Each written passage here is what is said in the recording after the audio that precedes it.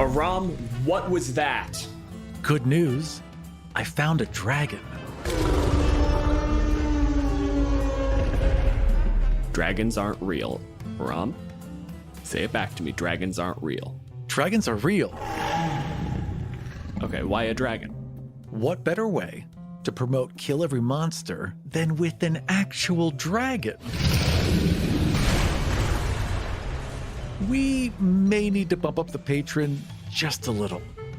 For $2 a month, Patreon supporters can get access to ad-free episodes as they're released. For $5, you'll get those episodes as they're edited, along with our audio DMs notes. For $10 a month, you'll get extended cutting room floor content that didn't quite make it into the episodes, and early access to upcoming Kill Every Monster adventures.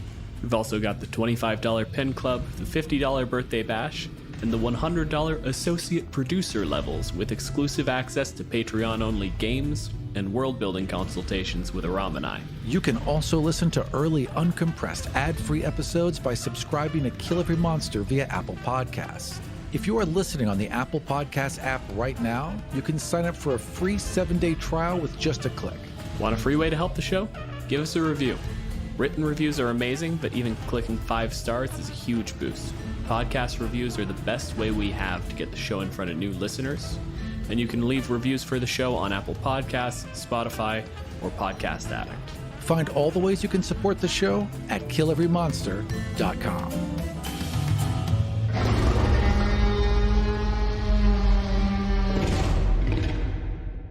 Hey everybody, this is Dylan. We've had some personal issues and some minor audio hiccups crop up this week, so we're not going to have a proper episode. Instead, we're releasing some bonus content. Over on Patreon, I always upload my notes for every encounter. They are pen and paper because I am an old man. We don't have notes for the Flumph encounter for reasons that will become clear very shortly. So instead, Aram and I had a quick conversation about the encounter as it ran. And then we had another conversation about other things, and another conversation about other things.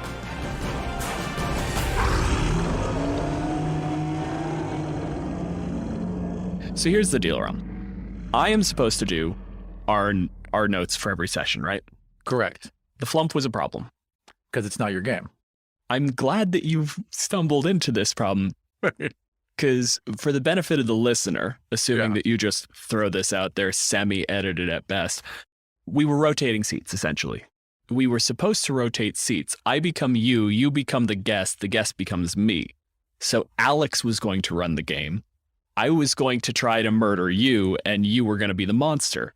Except we had that conversation separate from Alex, and I forgot to bring it up to him past, I think I mentioned it to him once when we were first setting up the episode. So we got in there, and we start recording, and we got down to it, and then we stopped and went, oh shit, no one built a character, and no one planned this session. Right, I was ready. I was very ready. You were very ready because you're a piece of shit. Yes. And you were just waiting to continue to be a piece of shit. Yeah. And I appreciate that about you. Half of the joy of this episode was causing you pain. I mean, there's no denial about that. But the other half was my genuine joy for the Flumph. And this is something where, we both play up in given directions. We have a shtick and we lean into it. Yes. Just so that it's out there, I don't care about the Flumph at all. It actually doesn't bother me that much. It's just strange to me because it does have a lot of potential. It's why I'm mad about it in the little bit that I am, is because this could be a cool thing, but you didn't do any of it. When I say the Flumph is a bad monster, I mean that it has a lot of potential and lives up to none of it. And just so the audience knows, I am every bit as happy when I aggravate Dylan. I am 100% on the level. It's who I am. I was leaning into a character and Aram was being himself. Didn't split there.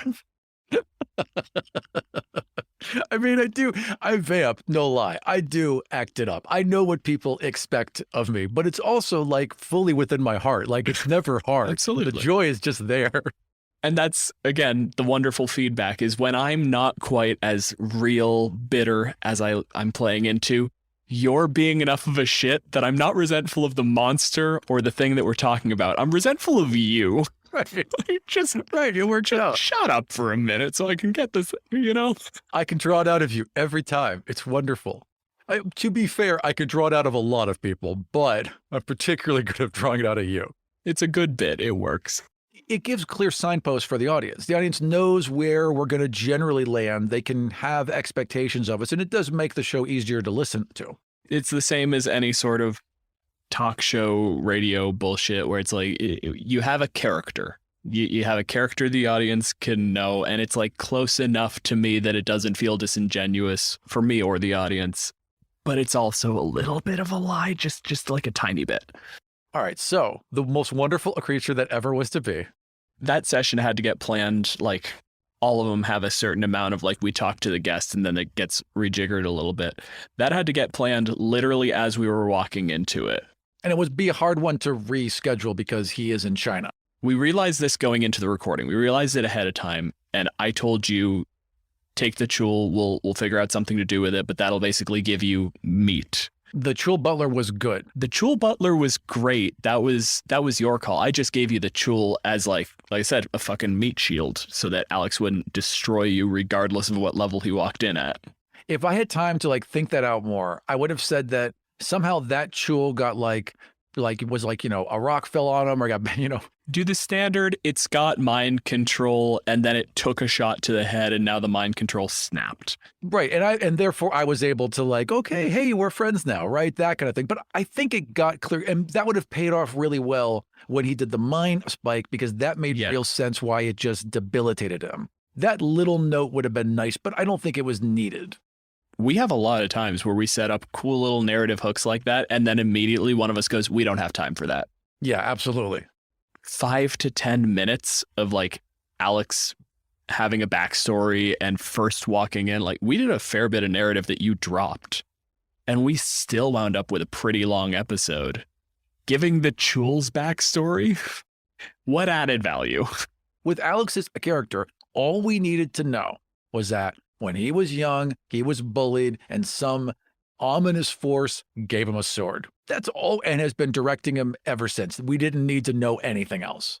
It was a good call. I think I mentioned that to you when you put the episode up the first time. Like, it was just a good call.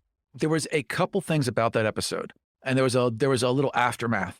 And I cut all of it because whenever we boxed in Rich, who's going to be playing the Aboleth, whenever we boxed him in story-wise, I peeled that back because I wanted to give a setup, but give him plenty of room to do whatever he wanted to do with it. And that also gives room to then develop Alex's character more, because I assume they're going to come back for the intro of that. We pulled out a fair bit of stuff, but it was all the stuff that needed to go to give Rich space, to give us enough time to make an episode, all that shit. The target is an hour. That's the target. That means we talk so bad at it. Yeah, well, I mean, like my idea, like if we had it perfect for the Banshee, frankly, we talked for 20 minutes, we played for 40. And we nailed it for the Mimic as well. Nailed it for the Mimic as well. Yep. It took a lot of cutting. It took a lot for the Mimic, though. I cut way more than I would have. There were so many interesting conversations that are 100% going into a bonus episode that were about what we were talking, but weren't wholly germane. They were about D&D. Yeah. It was still about the game. It was still about the ideas, but it wasn't about the Mimic anymore. And like, yeah, it wasn't about the Mimic anymore. So they had to go. I want to keep these maximum an hour 20. When we get up to an hour 30, I feel like we're just producing something that's too long. Mm-hmm. I mean, with the Goblin episode, it was an hour 20. I don't think there was much to cut because there was just so much happening. Yeah. I feel the same way with the Doppelganger episode. There was just a lot of setup, maybe a little bit of the back and forth in the beginning, but I really enjoyed it. It was a nice setup, and it never felt long. The thing in most D&D podcasts that makes them run long is combat. Right. But the more non-combat stuff we have in the episode, the more I'm cool with it going long, because I feel like really long combat can drag. Agreed. But at the end of the day, the gnome Miss Piggy moment, or like Noir, like just generally like tagging the cops to go like, hey, go harass the centaur. That was a fantastic thing. And then being able to then play Uno reverse and having the cops turn around and walk me to their door. That was like 10 minutes, but that was a great 10 minutes. We could have cut it. We could have got it more direct centaur to the front door, but like, it was worth having in there. It still felt fast, even if it added time. It felt fast, and it also felt exactly what the doppelganger would do. Like every step of the way, that felt authentic to the character. There was no padding just to play up an ability. There was, I have to interact with this threat in the most indirect way possible, and this is how I'm going to do it. For my end of planning the Flumph session, it was literally, I have to give Aram something so that he won't die in one hit, right? Like, so that's where the Chul came from. Still almost did. I mean, the fact that he didn't is astonishing, especially because like he could have killed you with any given spell. Anything at all. But he stabbed me for 6 hit points, so I was just hanging on. Basically, I came in and I told him like, all right, we're dealing with a psionic thing. The most reasonable character to just throw into this is a warlock. Yeah. Which also gave us the plot hook of a deep old one and like gave me a way, because this was my other concern, and it really, really came through. This is, and not a complaint, you did a good job with it, but the Flumph is not an aggressor. No. And if you're just exploring the caves and you run into a Flumph, if it's not your inherent reaction to stab the monster, right, there's no reason for that fight to start. As soon as conversation starts, combat's not going to begin. The only way to make it happen was to have him have a voice in his head saying, you have to kill this thing. So that's why I pushed for the deep old one. And Alex and I have played D&D together for forever. We ran the first game I ever played in together. He was better Aram, who wasn't such a fucking pain in my ass and was actually useful. I can see that. I can see that with him. Yeah, especially because like within 5 minutes of the episode, he was completely on my side. Absolute betrayal. That's one of the reasons why I'm really glad we picked him for this episode, is because the moment I came in and I was like, listen, I fucked up. I'm supposed to have a better plan than this. I need you to work with me. He was immediately just like, yes, okay, what's our angle? What are we doing? Let's do it. The fact that you two worked together so well was very clear. It saved the episode. To have like, well, I mean, also just to have a guest host, just to have a guest host walk into a show and to have them be so calm and collected and so easy to work with. I think that was perfect. We sat down and that's what we came up with, was give him the blade lock because it's the simplest build. You don't have to. And we literally built that character in 10 minutes between the interview and the play. It was like you took your headphones off and went to another room real quick. But that's the best thing about a blade lock. It's why I love playing them so much. They do 2 big things, and then they've got a bunch of things they can do all the time, and they can always summon a sword whenever they need it. So if the whole party gets disarmed and put in a dungeon, you can still. I mean, it's just a cool thing to play and a great entry point for new players. I've never actually played a patron that like directly, and I kind of loved it. When I was beginning to do Rivals of Waterdeep, my whole plot for that was for the warlock of the group, for their patron to be the little goldfish that lives in Xanathar's fishbowl. So it's not even Xanathar, it's actually the goldfish, right? And that the whole time Xanathar has been tricked by this ancient, powerful force that it's been using him the whole time too. It was going to be amazing. But whenever there's a warlock in the party, you play it directly. You find some deep, scary voice, or you do some voice modulation in the edit and you go with it. I always did a lot of like, the quiet voice in the back of your head, the occasional chuckle, the little insight, but having the thing just be at the back of his head, like, no, kill the Flumph. Do it immediately. Yeah. If you don't kill it, I will take control of your fucking hands and I will kill it myself. I liked the way that played. I would talk it through with the players ahead of time and make sure they're comfortable with that, because that can feel like a major invasion of autonomy, but especially with an old one, like that felt so right for that character, Especially in the medium we're working with, in the podcast medium, where I could then take your audio and bring it up and bring it down, add that growl under it, add that deep reverberation, especially when we got into that point where I'm in his head and you're in his head and we're battling for that point. That just edited together. So, and if you listen to the raw audio, it's fine. But with the effects, it sounds amazing. We literally got to the end of that session and the 3 of us all went like, okay, you're going to edit that and it's going to be incredible. And Alex, like, I could see it when he was playing. And like, if I didn't know Alex as well as I did, I would have cut it sooner. Yeah. But you could see, like, we were overwhelming him a little bit. We were just like, he said he was overwhelmed. Yeah. No, I mean, that was the thing, was at the end of it, he was like, no, it was perfect. I loved it, but it was legitimately kind of scary. And it's just like, Good. yeah, good. That's fantastic. If we could pull that off, then, I mean, you and I are not actors. If we can pull that off, it works well. It's also a fine line to walk. So, like, again, anybody listening to this who wants to try that with players, fucking watch yourself. Because, again, Alex is one of my oldest friends, so I can read him reasonably well. I know him pretty well, and I still pushed it.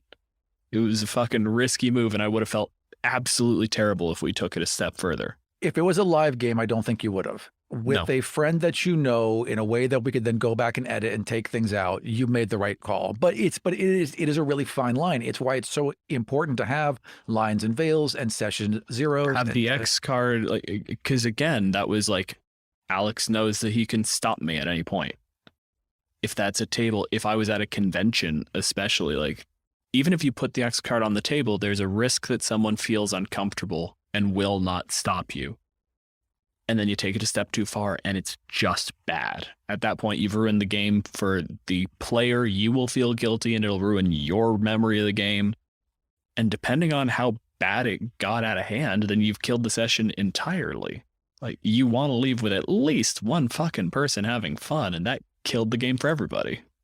Is it fun to put someone off balance in a place where everyone feels safe and they're all enjoying the story and we all trust each other? Yes, it is. It's fun to be put off balance. It's fun to have something happen that is maybe a little bit more than you expected, but not more than you can handle. That is a fun place to be in with another person, as long as we're all on the same team. Again, with Alex, we knew we could go there because you trusted. Well, you know you could go there. I was simply trusting you. It worked, but you do need an ejection lever for if it doesn't. And also because with all of our players, with all of our guests, we up front tell them, if there's anything you're uncomfortable with, A, will stop playing, but B, will also edit it out. And if you listen to this episode and you're uncomfortable with the whole thing, like you realize this is not something I would have done, we pull the whole episode and we tell every guest that up front.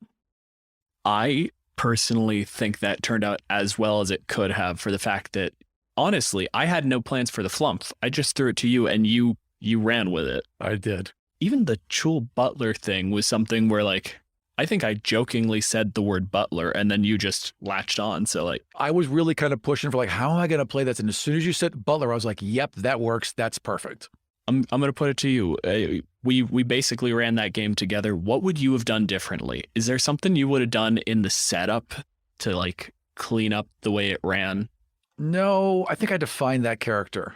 It was the first time I rotated out of the co-host seat. Yeah. And it was interesting to then be the quote unquote guest and to play from that angle. So we were just going to see what was going to work. I knew what I wanted to play. I had a very firm idea of the kind of Flumph I wanted to be. And the whole time in the talk part, when Alex is like, hey, you're humanizing them, too much, and they should be more alien. And I'm agreeing with them because that's true. Yeah. But also I knew the Disney character I was going to play in 10 minutes.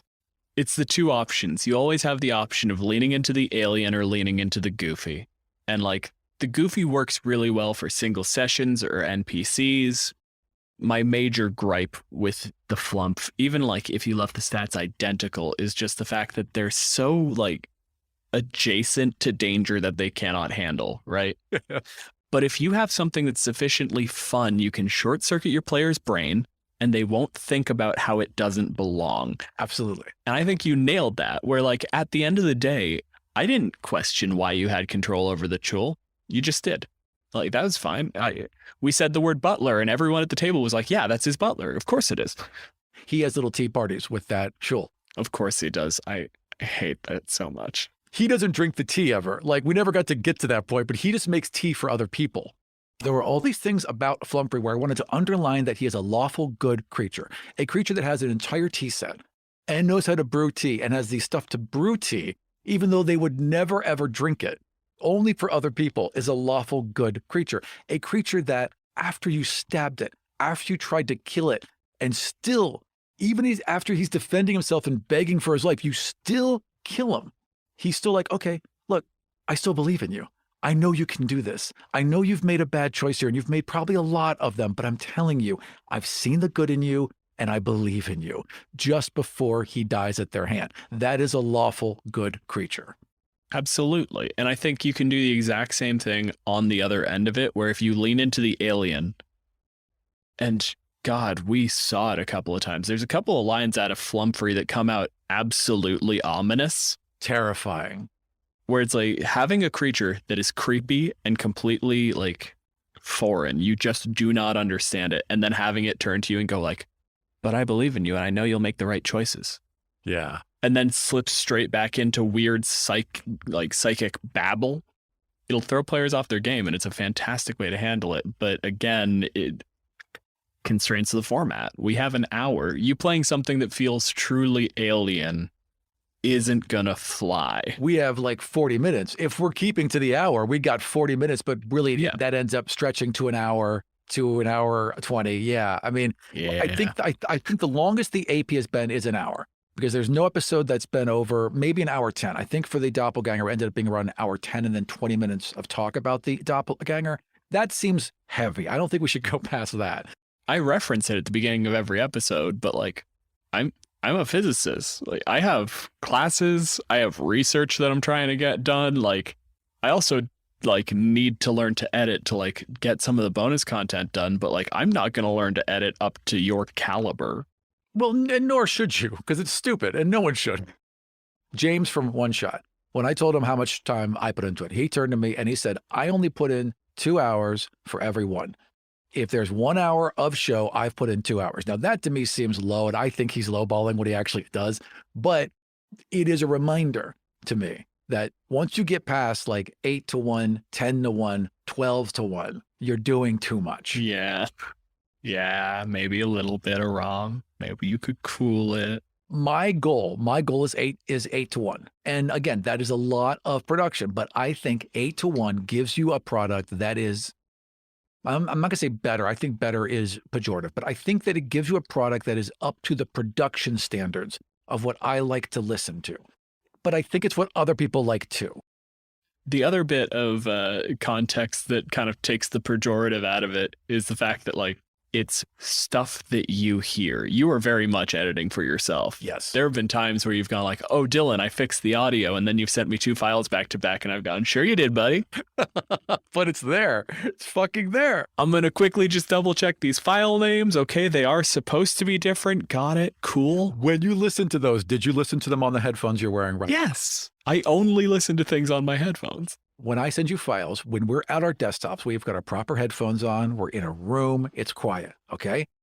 I listen to these episodes on these headphones first, then on speakers in my room as I do my second pass through. Then I export the episode, I drop it into my iPod, I put in my little Apple Bluetooth thing, because I know that that's the majority of the way our people listen. They listen on cheap, in-ear AirPods, probably Bluetooth from their phones. And I go for a walk in public. I go for a walk downtown and all around until the episode's done. And when I've heard it those 3 ways, I know what it actually sounds like. And I'm telling you, it varies greatly. Like you can listen to something, it's like, it sounds great. And then you listen to it on speakers in the room. You're like, where's all the bass? I cut out way too much. Where is it? You just, you need to, I mean, need is a, okay. Do you need to do this? No. Yeah. If you're going to produce what I want to produce, I need to do this. It's for me. But I also know that it's for that 10% of people who hear things the way I hear them. I will never stop making fun of you for it. That's fine. But it's also like, I get why you do it. There's a lot of stuff that just bothers me and only me, and I'm doing it for my benefit. It's what makes me so fucking grateful for everybody who's given us like feedback and like listen to this show. Cause legitimately we started this show going into the pandemic when I was bored as fuck and I wasn't playing any RPGs and I just wanted an opportunity to shout about cool monsters. Because some of the designs in the monster manual just annoy me. Like these monsters are so cool in concept and their mechanics don't match up, or this mechanic is so cool but no one ever uses this monster, so no one ever talks about it. Again, Nothic Season 2. So good. Thank you, Sin. But that was it. It was like, we're doing this show because I just wanted to yell about stuff that made me excited, and then people got excited about me yelling, and I'm still baffled. I appreciate it, but I'm also confused by you fucking people. I am hugely appreciative. I mean, I went into this show knowing what I wanted to produce and made very distinct decisions along the way. But I am still impressed and surprised by how quickly the show has been embraced by so many people, especially people who also create, who also voice things, who we know and respect, who have just fully supported the show. And that feels really good. I really expected to have a much harder time finding guests. I thought we were going to have to sell people on our weird nerd show, and there are so many cool people jumping on board with like the slightest provocation. I think we had to explain the show a couple times. We've asked a couple people, but really people have come to us, and the level of people, and we can't talk about it yet, but the level of people who have started coming to us recently is mind-blowing. I don't know. I'm not gonna get over that. Me neither. I'm freaking out, dude. I have been freaking out for I'm not 3 even talking days. about your thing. I'm talking about just the general, like the cool people where I like listen to their podcasts, or like I see their art or their photos on Twitter, and then I'm like, hey, do you want to, like, it's kind of a dumb premise, and like, do you just we talk about monsters, do you want to come on our show? Like, I get it if you don't have time. And then, yeah, absolutely, I love this show. Like, oh, good, cool, yes, good. From a producer viewpoint, these are the 3 things our show has that I think makes it really appealing. 1, it's good. It's just good. It's a good show. Okay. And that is a big thing. I don't disagree with you. The show needs to be good for people to want to be on it. 2, we got some really key people early who were amazing, who really helped us format what the show was and showcase what it was to other people. And 3, there is a limited amount of monsters. Not really. There's monsters forever, right? But by saying every monster in the manual, we make it sound finite. And because people's favorite monsters are going to pop up all the time, we've introduced a level of FOMO here, right?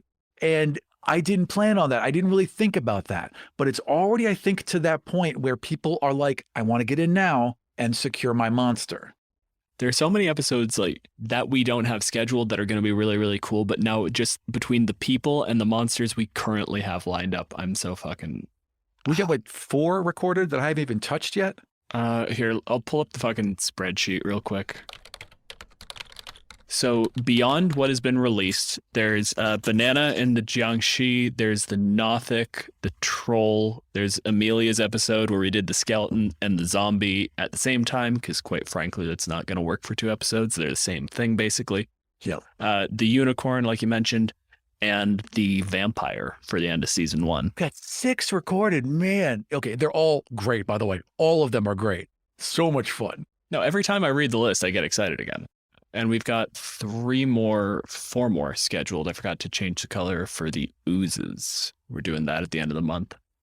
And we've got the Coatl and now and the Cambion. Coatl just before, in terms of things that are actually scheduled. Yes. Coatl, Myconid, Pixie, oozes. Myconids are going to be fun. It'll be really cool to talk to Jen about it too. And that's another thing. The guests are amazing. They're all so good. Like even for the like especially for things like I love that this was supposed to be makeup content for the fact that I didn't have time to do notes and we've turned it into a trailer for the rest of the thing. That's not a complaint. I'm just like, it's...